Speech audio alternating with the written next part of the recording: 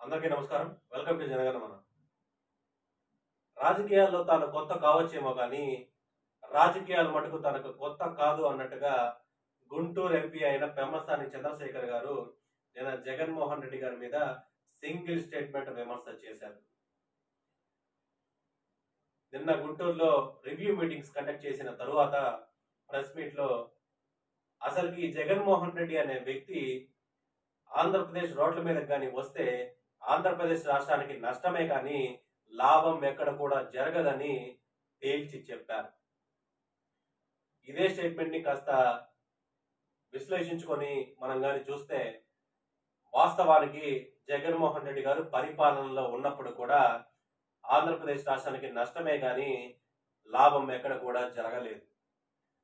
జగన్మోహన్ రెడ్డి గారు రోడ్ల మీదకి వచ్చినప్పుడు ప్రతిసారి కూడా చెట్లని సీఎం సెక్యూరిటీ పేరిట చెట్లని నరికివేస్తూ పరదాలు కట్టుకుంటూ నష్టం వాటిల్లేలా చేశారు కానీ లాభం ఎక్కడ కూడా చేకూర్చలేదు.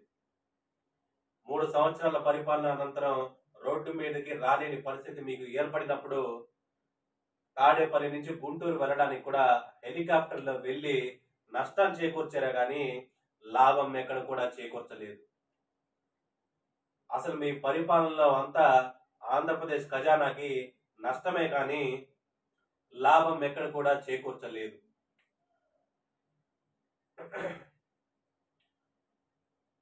మరింత హిస్టరీలోకి కానీ వెళితే జగన్మోహన్ రెడ్డి గారు 2009లో రాజకీయ పరిణామాల అనంతరం సీఎం కావాలని బలంగా ఆకాంక్షించారని నేటికి కొంతమంది రాజకీయ నాయకులు విశ్లేషించుకుంటూ పోతూ ఉంటారు.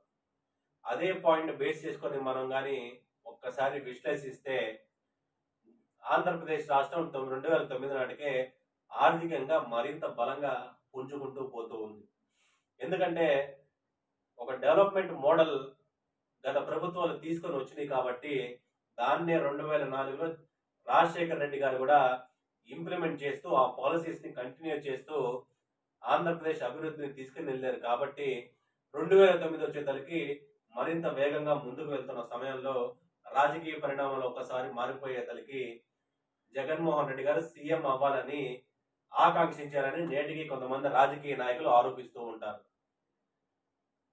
ఏదో ఒక ఐటీ మినిస్టర్ని, ఇండస్ట్రీస్ మినిస్టర్ని మంచి వాళ్ళని ఎంచుకొని కానీ పరిపాలన సాగిస్తే మనం మటుకు హాయిగా సీఎం కుర్చీలో కూర్చొని హాయిగా ఉండొచ్చని జగన్మోహన్ రెడ్డి గారు అనుకున్నారు కాబోదు. కానీ అలాంటి పరిస్థితులు ఏర్పడలేదు కాబట్టి రాష్ట్ర విభజన ఎవరు కూడా ఊహించలేదు. ఇన్క్లూడింగ్ జగన్మోహన్ రెడ్డి గారు కూడా రాష్ట్ర విభజనని ఊహించి ఉండరు. కానీ కాలం అనేది విభజన రూపంలో జగన్మోహన్ రెడ్డి గారికి ఒక మంచి అవకాశాన్ని తెచ్చిపెట్టింది.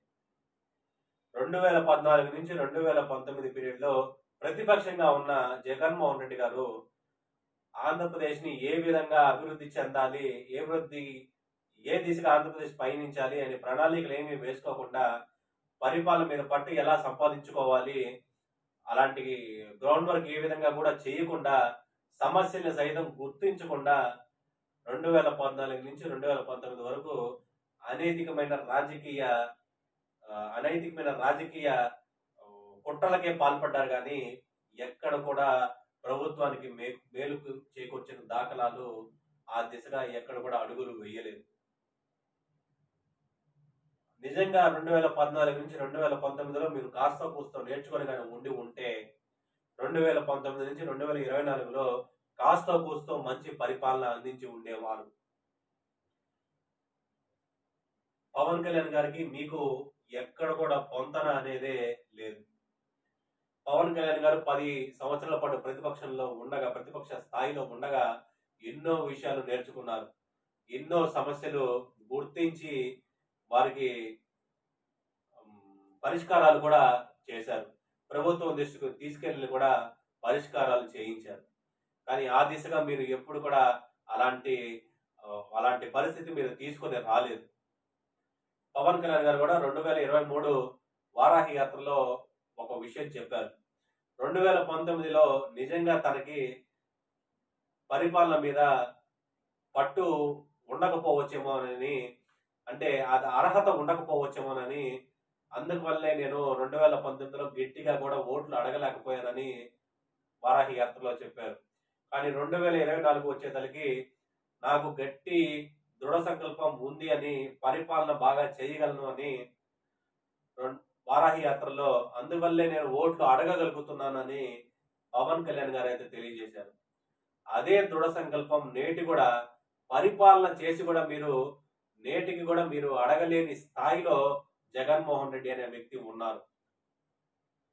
ఎందుకంటే మీ పరిపాలనలో 2019 నుంచి 2024 వరకు ఖజానాకి నష్టమే గాని ఎక్కడ కూడా లాభం అయితే చేకూర్చలేదు. అందువల్లే కూటమి ప్రభుత్వం 2024లో ఏర్పడిన తరువాత కూడా ప్రతి ఒక్క శాఖని కలిపెడుతూ ఉంటే మీరు చేసిన బాగోతాలు, మీరు చేసిన అవినీతి అన్నీ ఒకదాని తర్వాత ఒకటి బయటపడుతూ ఉన్నాయి. ఏ విధంగా రాష్ట్ర ఖజానాని దోచుకున్నారనేది తేట తెల్లమవుతూ ఉంది. ఇక మీదటైనా మీరు క్షేత్రస్థాయిలో పర్యటించి పాదయాత్ర కాకుండా క్షేత్రస్థాయిలో సమస్యలు తెలుసుకుంటూ ముందడుగు వేస్తే బాగుంటుందని నా అభిప్రాయం. వాస్తవానికి మీకు 40% ఓట్లు వచ్చాయి కాబట్టి ఏదో బయట రాగలుగుతున్నారు కొద్దిగా గాని. నిజంగా గనక 2019లో 6-7% సాధించిన జనసేన పార్టీ ఓట్ షేర్ అనేది 2024లో మీకు గాని వచ్చి ఉంటే అసలుకి ఈ మధ్య మీరు స్టేట్మెంట్ ఇచ్చారు కదా, హిమాలయాలకు వెళ్ళిపోతానేమోనని.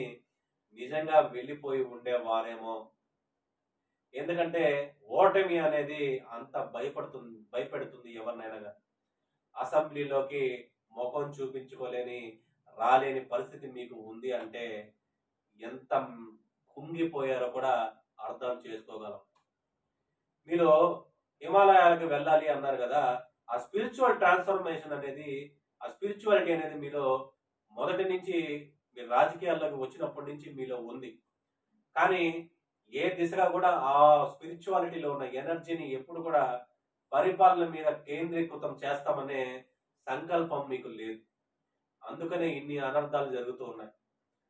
2019 నుంచి 2024 కాల వ్యవధిలో పబ్బం గడుపుకునే పరిపాలన చేశారు కానీ ఎక్కడ కూడా శాఖ మీద, ప్రతి ఒక్క శాఖ మీద పట్టు సాధించడం మీరు ఆ దిశగా అడుగులు వేయలేదు కాబట్టే ఖజానాలన్నీ ఖాళీ అయిపోయి కూటమి ప్రభుత్వానికి అప్పగించినట్టుగా ఉంది.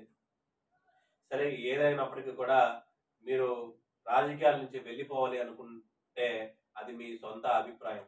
కానీ వెళ్లే ముందు మటుకు గతంలో మీరు చేసిన 43,000 కోట్లు అవినీతికి చెందిన ఖజానా కానీ, లేకుంటే 2019 నుంచి 2024 కాల వ్యవధిలో మీ మంత్రివర్గం, మీ కొఠారి అంతా చేసిన అవినీతి కానీ ఆంధ్రప్రదేశ్ రాష్ట్ర ఖజానాకి ట్రాన్స్ఫర్ చేసి వెళ్ళవలసిందిగా ఆంధ్రప్రదేశ్ ప్రజానికం కూడా ఖచ్చితంగా కోరుకుంటారు.